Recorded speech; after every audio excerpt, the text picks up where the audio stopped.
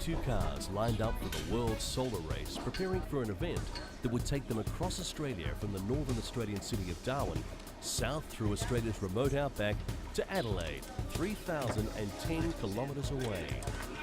The hot favourite before the start of the competition was the Dutch car Nuna 2, entered by the Nuon Solar team. But after a disappointing performance at the time trials, when the Nuna car finished 10th, at the start it promised to be a wide open race.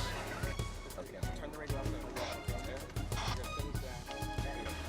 Clarify the situation.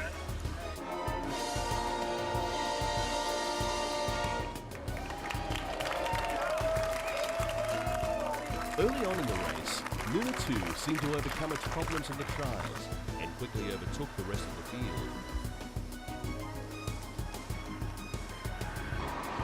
At the Catherine checkpoint, 320 kilometres south of Darwin, Nuna had a 2-minute lead over second-place Tesseract, entered by the US-Massachusetts Institute of Technology Solar Electrical Vehicle team. A further 7 minutes behind in third place was the Australian favourite Aurora from Melbourne. Aurora was the fastest car in the pre-race trials and seemed to be performing well early on. At the end of day one, when the sun faded and the power source diminished, the cars were given a chance to refuel. The South Australian team, Solar Consortium, seemed happy with 7th spot at the end of the first day when the sun went down, but they were hoping for better days ahead.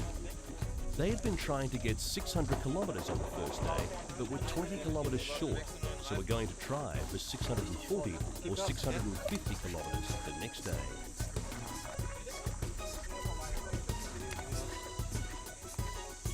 Kompressor klar!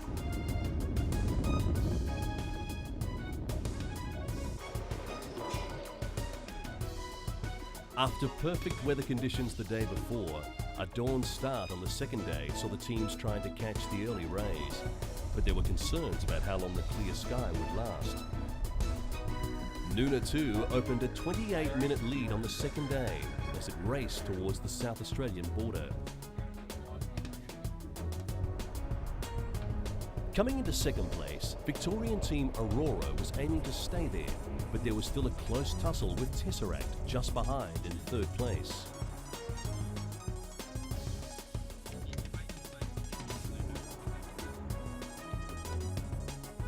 With overcast conditions, the Dutch crew started the day taking it easy to conserve battery power.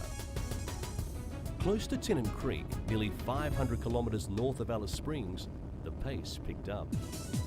By the afternoon, Nuon Solar had a 20-minute lead on Aurora. If the weather stayed fine, the Dutch favourites expected to break their previous record of 32 hours, 39 minutes that they set in 2001. Shattering their own record and crossing the line 1 hour and 34 minutes faster than in 2001, crowds gathered in Victoria Square to cheer the victorious team. The driver was clearly tired, but also delighted with his team's achievements. Their sun-powered vehicle completed the grueling 3,010 kilometre trip from Darwin to Adelaide in just 31 hours, 5 minutes.